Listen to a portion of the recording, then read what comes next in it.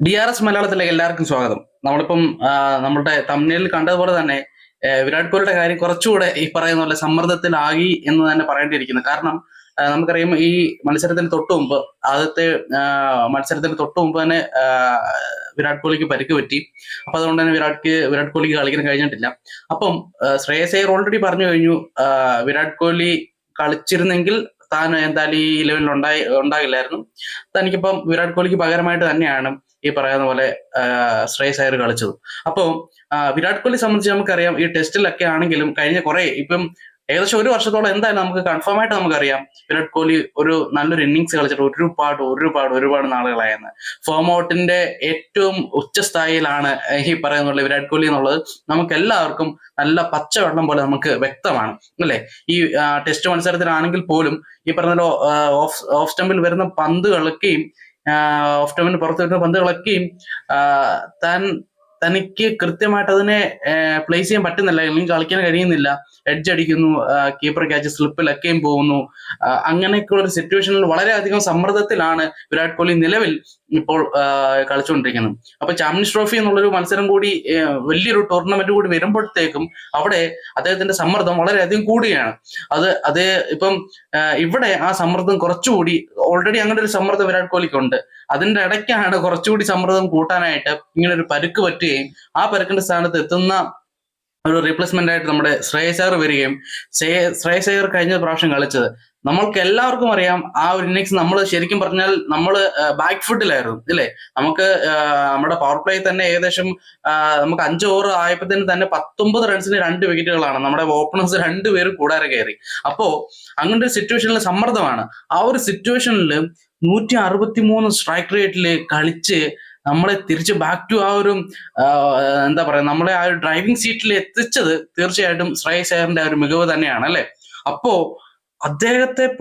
അദ്ദേഹം അറിയാം, അദ്ദേഹത്തിന് വ്യക്തമായിട്ട്, ശ്രേയസ് അയ്യറിന് വ്യക്തമായിട്ട് അറിയാം വിരാട് കോഹ്ലിയുടെ അഭാവത്തിലാണ് തനിക്ക് ഇവിടെ ടീമിൽ ഇന്ന് കളിക്കാൻ അവസരം കിട്ടിയത്. അത് നല്ല കൃത്യമായിട്ട് മനസ്സിലാക്കി തന്നെയാണ് ശ്രേയസ് അയ്യർ അങ്ങനെ ഒരു പ്രകടനം കാഴ്ചവെച്ചത്. കരുതി കൂട്ടിയുള്ളൊരു ഒരു പ്രകടനമാണെന്ന് തന്നെ പറയേണ്ടിയിരിക്കുന്നത്. കാരണം അത്ര മികച്ച രീതിയിലാണ് അദ്ദേഹം കളിച്ചത്. അതായത് എനിക്ക് എങ്ങനെയാലും നല്ലൊരു സ്കോർ ഉണ്ടാക്കണം എന്നുള്ള രീതിയിൽ മാത്രമല്ല അദ്ദേഹം പ്ലേ ചെയ്തത്. അല്ലെങ്കിൽ ഇപ്പൊ അങ്ങനെ ഒരു സ്കോർ ഉണ്ടാക്കണം എന്നായിരുന്നെങ്കിൽ ഇത്ര റൺ റേറ്റ് അല്ലെങ്കിൽ സ്ട്രൈക്ക് റേറ്റിൽ അദ്ദേഹം കളിക്കേണ്ട ആവശ്യമില്ലായിരുന്നു, ഇല്ലേ? എങ്കിലും ഇപ്പം ശുഭാൻ ഗില്ല് കളിച്ചതുപോലെ തന്നെ അത്യാവശ്യം നല്ലൊരു സെൻസിബിൾ ആയിട്ടുള്ള ഒരു ഇന്നിങ്സ് കളിച്ചാൽ മാത്രം മതിയായിരുന്നു. പക്ഷേ അവിടെ അഗ്രസീവ് ആയിട്ടുള്ള ഒരു ബാറ്റിംഗ് പുറത്തെടുക്കുകയും, അതായത് ഇംഗ്ലണ്ടിനെ പോലൊരു ടീമിനെതിരെ എങ്ങനെ നിൽക്കണോ അതേപോലെ തന്നെ അഗ്രസീവ്. അപ്പൊ റിസ്ക് ആണ്. അപ്പം മറ്റുള്ളവർക്ക് പറയാനും കഴിയില്ല, ഓക്കെ ഇവൻ ഇങ്ങനെ ഒരു റിസ്ക് കാണിച്ചത് കൊണ്ട് പെട്ടെന്ന് ഔട്ട് ആവുകയാണെങ്കിൽ അവിടെ ആരും ഒന്നും ശ്രദ്ധിക്കാനും പോകുന്നില്ല. പക്ഷെ ഔട്ടാകാനുള്ള സാധ്യത വളരെ കൂടുതലുമാണ്. അങ്ങനെ ഒരു അഗ്രസീവ് ഒരു അറ്റാക്കിംഗ് ബാറ്റിംഗ് പുറത്തെടുത്താൽ ഔട്ടാകാനുള്ള സാധ്യതയും കൂടുതലാണ്. അതുകൊണ്ട് തന്നെ ആർക്കും പറയാനും കഴിയില്ല ഇത് വിരാട് കോഹ്ലിക്ക് പകരമായിട്ട് അവന് കയറാൻ വേണ്ടിയിട്ട്, ടീം നിൽക്കാൻ വേണ്ടിയിട്ട് കളിച്ച കളിയാണെന്ന് അങ്ങനെ പറയാനും പറ്റത്തില്ല. പക്ഷേ അഗ്രസീവ് ആയിട്ടുള്ള ഒരു ബാറ്റിംഗ് പുറത്തെടുത്തുകൊണ്ട് തന്നെ ഒരു 50 നേടുകയും ചെയ്തു. അപ്പൊ അത് ശരിക്കും പറഞ്ഞു കഴിഞ്ഞാൽ വിരാട് കോഹ്ലിക്ക് ഭയങ്കര ഒരു അടിയാണ്. കാരണം ഓൾറെഡി വലിയൊരു പ്രഷറിലാണ് വിരാട് കോഹ്ലി ഇരിക്കുന്നത്. അതിന്റെ കൂടെ ഇപ്പൊ തീർച്ചയായിട്ടും ഇപ്പം വിരാട് കോഹ്ലിയുടെ അഭാവത്തിലാണ് ശ്രേയസ് അയ്യറിനെ കയറ്റിയിട്ടുണ്ടെങ്കിൽ തീർച്ചയായിട്ടും വിരാട് കോഹ്ലി വരുമ്പോൾ തീർച്ചയായിട്ടും ശ്രേയസ് അയ്യർ മാറണം, അല്ലെങ്കിൽ മാറ്റണം. അതിനകത്ത് യാതൊരുവിധ തർക്കവും കാര്യങ്ങളൊന്നുമില്ല. അപ്പൊ അടുത്ത മത്സരത്തിൽ തീർച്ചയായിട്ടും വിരാട് കോഹ്ലി വരും, ശ്രേയസ് അയ്യർ പുറത്തിരിക്കുകയും ചെയ്യും. ഇനിയിപ്പോ ശ്രേയസ് അയ്യർ അല്ലെങ്കിൽ വേറെ ആരെയും മാറ്റാൻ ഇവിടെ കഴിയുന്നില്ല. അങ്ങനെ മാറ്റാനാണെങ്കിൽ രോഹിത് ശർമ്മയെ തന്നെ മാറ്റണം. അപ്പത്തെ ക്യാപ്റ്റൻ ആയതുകൊണ്ട് തന്നെ അത് എന്തായാലും നടക്കത്തില്ല. ഞാൻ അങ്ങനെ പറയുന്നില്ല. ശരിക്കും പറഞ്ഞാൽ ഞാനൊരു രോഹിത് ഫാനാണ്. അപ്പം വളരെ വിഷമമുണ്ട് രോഹിത്തിന്റെ ഈ ഒരു സിറ്റുവേഷനിൽ. കാരണം ആ ഒരു ഷോട്ട് എന്നൊക്കെ പറഞ്ഞു കഴിഞ്ഞാൽ ഷോട്ട് സെലക്ഷനെ എന്താ പറയുന്നത്, നേരത്തേക്ക് ഇപ്പൊ നമ്മുടെ ഈ വേൾഡ് കപ്പ് മത്സരങ്ങളിലൊക്കെയും അദ്ദേഹത്തിന്റെ അഗ്രസീവ് ബാറ്റിംഗ് ആണ്. അദ്ദേഹം ആദ്യം തന്നെ ബോളർക്കെതിരെ കൊടുക്കുന്ന ഒരു പ്രഷറാണ്, അല്ലെ? പക്ഷെ ഇവിടെ അദ്ദേഹം വളരെ ബാക്ക് ഫുട്ടിൽ കളിക്കുന്ന ഒരു ആൾ പോലെയാണ്. അല്ലെങ്കിൽ ഒന്ന് പിന്നോട്ട് നിന്ന് കളിക്കുന്ന ഒരു അവസ്ഥയാണ്. കുറച്ചുകൂടി പേടിച്ച് കളിക്കുന്ന പോലെയൊക്കെയാണ് നമുക്ക് തോന്നുന്നത്. പക്ഷെ അതൊക്കെ കൊണ്ടായിരിക്കാം അദ്ദേഹത്തിന് ഈ ഒരു പെർഫോമൻസ് നല്ലപോലെ കളിക്കാൻ കഴിയാതെ പോകുന്നത്. അപ്പം ആ ഒരു രോഹിത് ശർമ്മയിലോട്ട് മടങ്ങി വരട്ടെ എന്നുള്ളതാണ് ഇപ്പം ആശംസിക്കാനുള്ളത്. അപ്പം ഇവിടെ എന്തായാലും വിരാട് കോഹ്ലിക്ക് വേറൊരാളെ മാറ്റാൻ ഇവിടെ ഇല്ല. ഇവിടെ ഗില്ല്, അതുപോലെ തന്നെ ശ്രേയസ് അയ്യർ. ഇതൊരു ഗില്ലാണെങ്കിലും ഏറ്റവും നല്ല ടോപ്പ് സ്കോർ അദ്ദേഹമാണ്. ഹയസ്റ്റ് സ്കോർ നേടിയത് അദ്ദേഹമാണ്. 87 റൺസ് ആണ്. അതും നല്ല തരക്കേടില്ലാത്തൊരു സ്ട്രൈക്ക് റേറ്റ് തന്നെയാണ് അദ്ദേഹം കളിച്ചിട്ടുള്ളത്. അതുകൊണ്ട് ശരിക്കും പറഞ്ഞാൽ ശുഭ്മാൻ ഗില്ലിനെ മാറ്റാൻ എന്തായാലും കഴിയില്ല. അതുപോലെ തന്നെ ശ്രേയസ് അയ്യർ 59 റൺസ് എടുത്ത് നിൽക്കുന്നു. പിന്നുള്ളത് KL രാഹുലാണ്. അദ്ദേഹം നമ്മുടെ മെയിൻ കീപ്പറാണ്. അതുകൊണ്ട് തന്നെ അദ്ദേഹത്തെ മാറ്റാൻ യാതൊരു സാധ്യതയില്ല.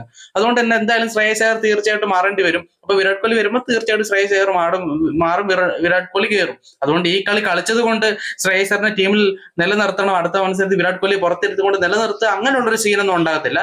പക്ഷെ ഇവിടെ പ്രശ്നം എന്താന്ന് വെച്ചാല് ഇവിടെ വിരാട് കോഹ്ലിക്ക് പകരമായി എത്തിയ ശ്രേയസ് അയ്യർ വരെയും അത്രയും മികച്ചൊരു ഇന്നിങ്സ് കളിക്കുകയും അത് നല്ല രീതിയിൽ ഒരു എഫക്റ്റീവ് ആയിട്ടുള്ള അല്ലെങ്കിൽ ഒരു വിന്നിംഗ് നോക്കായിട്ട് അത് മാറുകയും ചെയ്യുമ്പോൾ വിരാട് കോഹ്ലി വരുമ്പോൾ ഓൾറെഡി പ്രഷറുള്ള വിരാട് കോഹ്ലി ഇവിടെ ഇങ്ങനെ ഒരു പ്രഷറോട് ആകുമ്പോഴത്തേനും, കാരണം എന്റെ പകരക്കാരൻ കളിച്ച ശ്രേയസ് അയ്യർ വരെ നല്ലപോലെ കളിച്ചു, അപ്പൊ ഞാൻ കൂടി ഇവിടെ ഇനി അടുത്ത മത്സരത്തിൽ കളിച്ചില്ലെങ്കിൽ എന്റെ മണ്ടയ്ക്കുള്ള വിമർശനവും കാര്യങ്ങളെല്ലാം കൂടി ഞാൻ ചിലപ്പോൾ ടീമിന് പുറത്താകാം എന്നൊക്കെയുള്ള ഒരു പ്രഷർ, ഒരു അധിക പ്രഷർ കൂടി ഈ പറയുന്ന പോലെ വിരാട് കോഹ്ലിയുടെ മണ്ടയ്ക്ക് വരാനുള്ള എല്ലാവിധ സാധ്യതകളും ഉണ്ട്.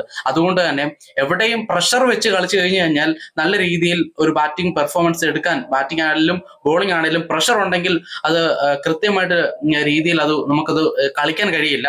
അപ്പൊ അതുകൊണ്ട് തന്നെ ഈ രണ്ടാമത്തെ ODIയിൽ അദ്ദേഹം കളിക്കുവാണെങ്കിൽ തന്നെയും വലിയൊരു ഇന്നിങ്സിലോട്ട് പോകും എന്നുള്ളത് നമുക്ക് കണ്ടറിയണം. പക്ഷെ എന്നിരുന്നാലും വിരാട് കോഹ്ലി എപ്പോഴും വിരാട് കോഹ്ലി തന്നെയാണ്, കിങ് തന്നെയാണ്. അദ്ദേഹം വളരെ പ്രഷർ സിറ്റുവേഷനിലൊക്കെ നല്ലപോലെ ഹാൻഡിൽ ചെയ്ത് അത് മുന്നോട്ട് കൊണ്ടുപോയിട്ടുണ്ട്, അത് നല്ലപോലെ ഹാൻഡിൽ ചെയ്തിട്ടുണ്ട്. അതുകൊണ്ട് തന്നെ ഈ മത്സരത്തിൽ നമുക്ക് അത് തന്നെ പ്രതീക്ഷ ചെയ്യാം. ഒരു 30+ റൺസ് വിരാട് കോഹ്ലി ശരിക്കും നേടിക്കഴിഞ്ഞാൽ അദ്ദേഹത്തിന് കുറച്ചുകൂടെ സ്ട്രെസ് ഫ്രീ ആയിട്ട് അടുത്ത മത്സരത്തിലോട്ട് കടക്കാമെന്ന് പറയേണ്ടിയിരിക്കുന്നു. എന്തായാലും ആ മത്സരം കാണാൻ, വിരാട് കോഹ്ലിയുടെ ഇന്നിങ്സ് കാണാൻ വളരെയധികം ഈ പറയുന്ന എക്സൈറ്റ്മെന്റോടെ തന്നെ കാത്തിരിക്കുകയാണ്. അപ്പൊ ആ ഒരു മത്സരത്തിന് ശേഷം, ആ ഒരു ഇന്നിങ്സിന് ശേഷം നമ്മൾ അതിന്റെ ഒരു റിവ്യൂ ആയിട്ട് അല്ലെങ്കിൽ റിയാക്ഷൻ ആയിട്ട് നമ്മൾ മറ്റൊരു വീഡിയോ ആയിട്ട് വീണ്ടും കാണുന്നതായിരിക്കും.